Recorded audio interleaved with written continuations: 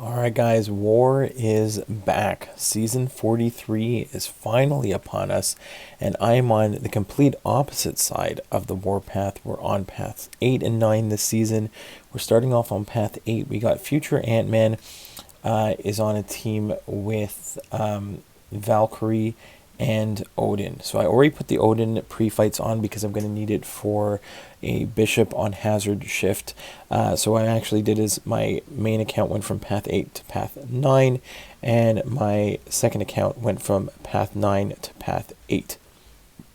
So what we're going to do here is nothing too crazy on this Crossbones, but he is a global defender, but we got future Antman as a global attacker, so we are going to be able to power burn him there. You can see on the right hand side all those power burns, and we can just keep him to 1 bar of power, and then we can just go ahead, throw some big old specials, and that's pretty much all she wrote for Crossbones.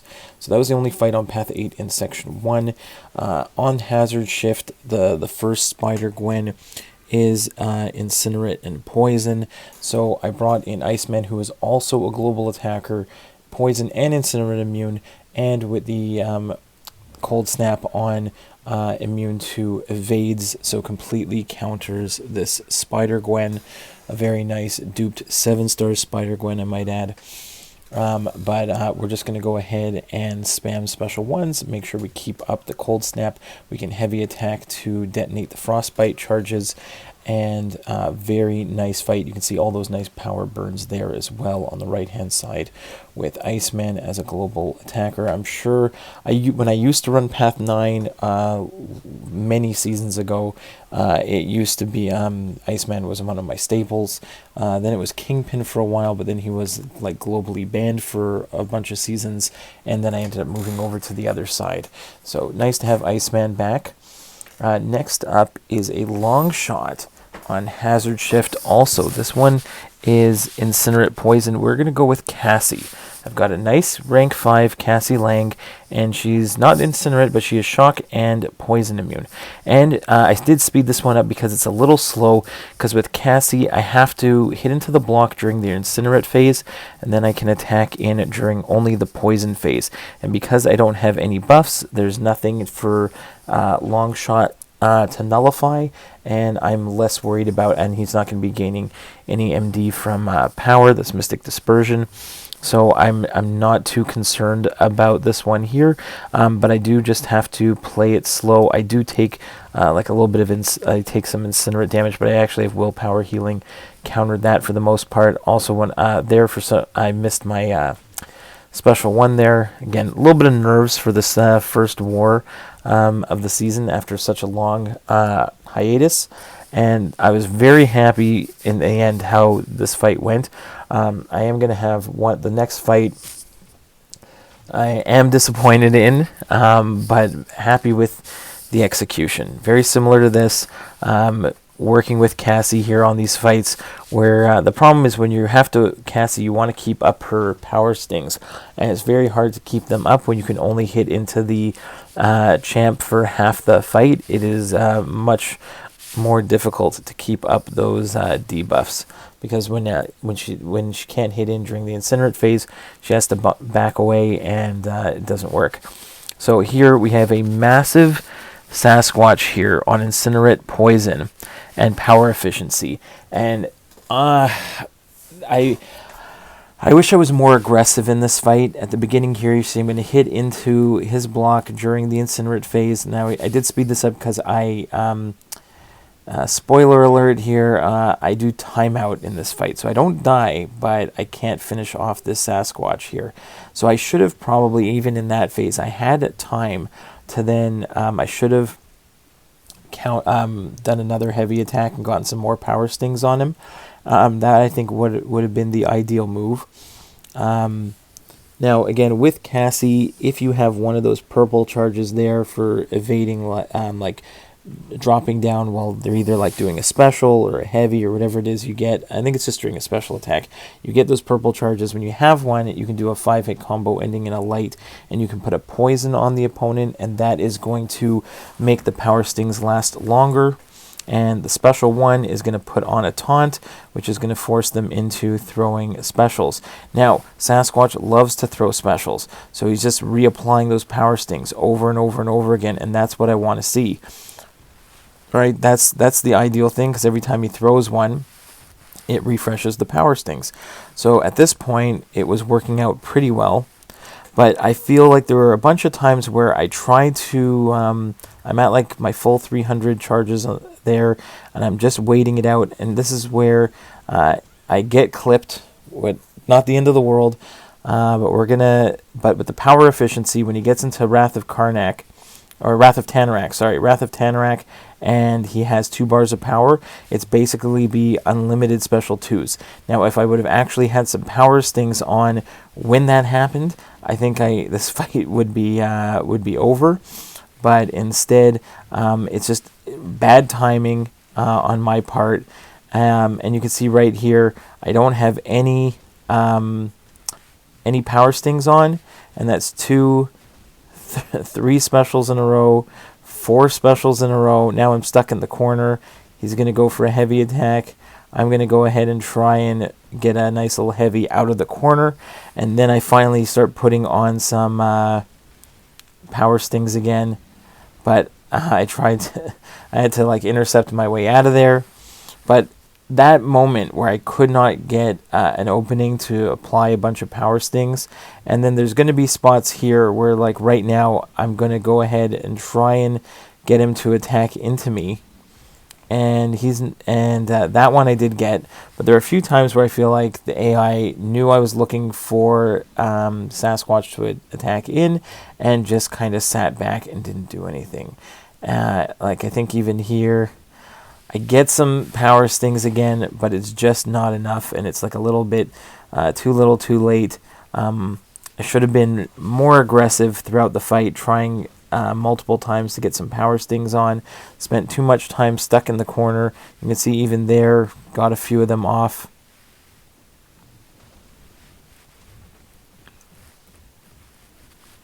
Now you can see I apply the poison and the taunt.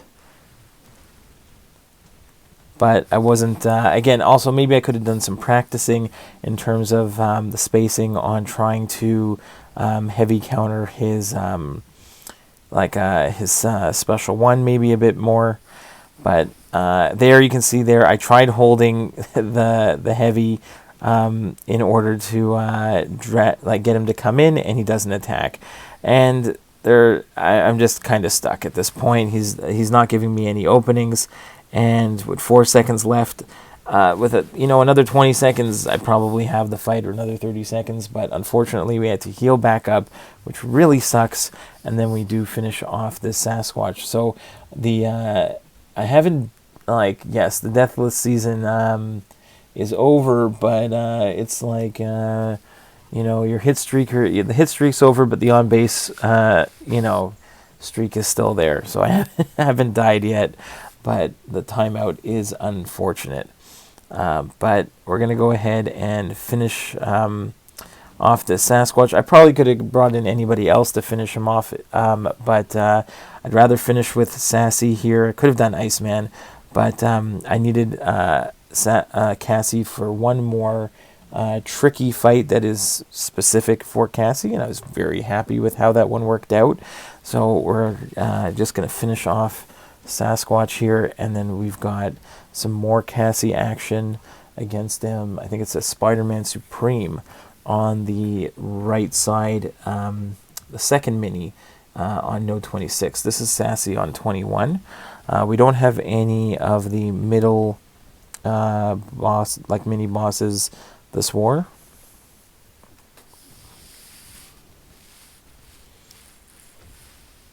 So again, it does take some time here, but we do get him down. We get into a better rhythm for a little bit. That's what we want. Just throw some specials, refresh the power stings, and then that's what we're looking for. Again, you can see right there, I'm trying to get him to dash in, and he just doesn't want to do it. But finally, we get down Sassy. Next up is, like I said, the 26. It's Spider-Man Supreme. And this one is Hazard Shift, Shock and Bleed, and Conflictor. So I have to be really careful that when I do go down and go for the heavy, which I missed the first one, I get this one, but I give him power because he's going to remove the power stings. So it's not going to be so much about getting power stings on this one. It's just going to be getting my attacks. I have no buffs, so I don't have to worry about Spider-Man going invisible at all in this one. But I need to be careful right there because of Conflictor. I gave him too much power, and he's up to like almost a special 3. So now I'm just going to be extra careful that I only throw that heavy attack when he's close to, let him throw the special, and then I'm going to go ahead get the heavy attack in, counter into a special 1, put that taunt on to make sure he throws another special, and then during the bleed phase I'm just going to hit into the block. I can get some willpower healing from the crumbling armor as well. If I do get like a bleed on me, it's not the end of the world. There you can see I'm trying 2 times in a row. I do fail there to get a good heavy with him attacking in. I'm back into the bleed phase, so I'm just going to hit into the block. But again, very happy with how this fight went.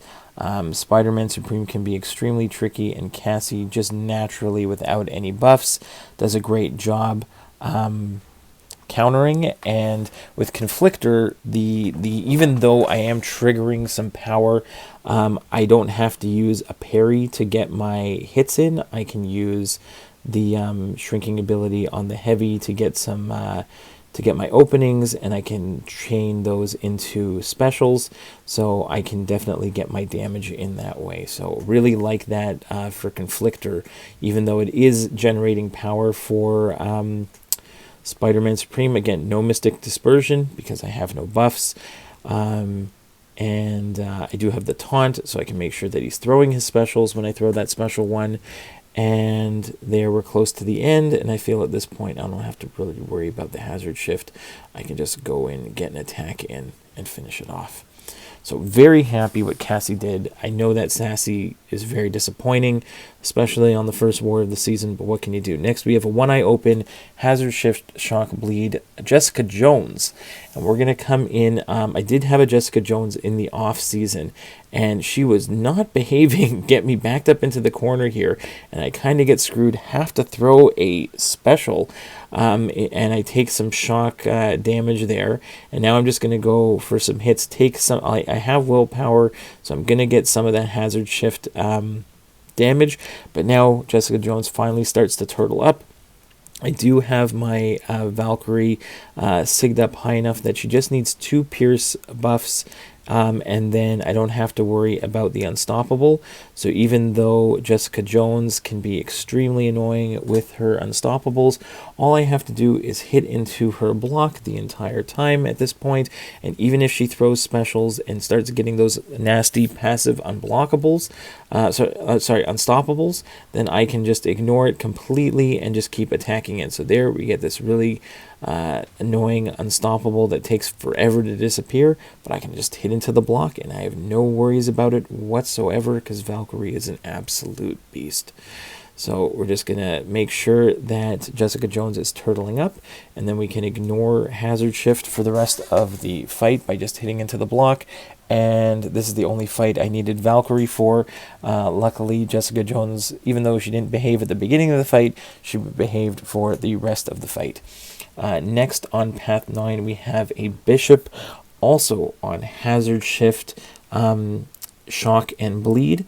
So we're going to bring in future Antman, who's got the synergy with Odin, has the Odin pre-fights, so his shock resistance is extremely high, plus he recovers, reduces the duration of bleeds. We're at Sig 200, so it's reduces the duration of bleeds and shocks by like 90%, and then also gets a regen buff when it finishes. So I'm healing the entire time. I don't have to worry about anything. I'm power burning him. I'm not the perfect future Ant-Man player. I know I'm supposed to be either countering his heavy or intercepting him. I know that you can build to like close to 2 bars of power. And I went for a big special too, but I know I know there's a rotation in there that I probably should be doing, but I'm so nervous that I just want it. I'm always concerned when I see Bishop in here, and I think I used to use Colossus all the time for Bishop. One of my a great title page, thumbnail for one of my videos was a Colossus against Bishop, but Colossus was actually banned this war. I don't expect to see future Antman in very many wars this season. I expect him to be banned a lot, because he's actually amazing, especially in the hands of guys who are better than I am, or have played him a lot more. But he did exactly what was needed, and that's awesome. Next, we've got Wiccan against Galan on Rich Get Richer. Wiccan is just going to put the neutralize on Galan, and he's not going to get any buffs. We're going to go light hit, 5-hit combo ending in a light attack. Then we're going to go 5-hit combo ending in a medium. Again, you can also heavy attack or dash back and hold block. All 4 of those different combinations are going to give you a charge with like Wiccan, like either a resistance up or the neutralize or the incinerate, and each one of them is going to help maintain the other buffs. So there he's going to throw his special one, but it's not going to do anything because he has no buffs active. And he's not able to get any of his charges, so that's why I like Wiccan here for Galan. Again, wait for the end of that special one, and then we're going to counter with our own, and goodbye Galan. Next, we do have 2 fights in the boss circle. We have first a Hulkling on 48.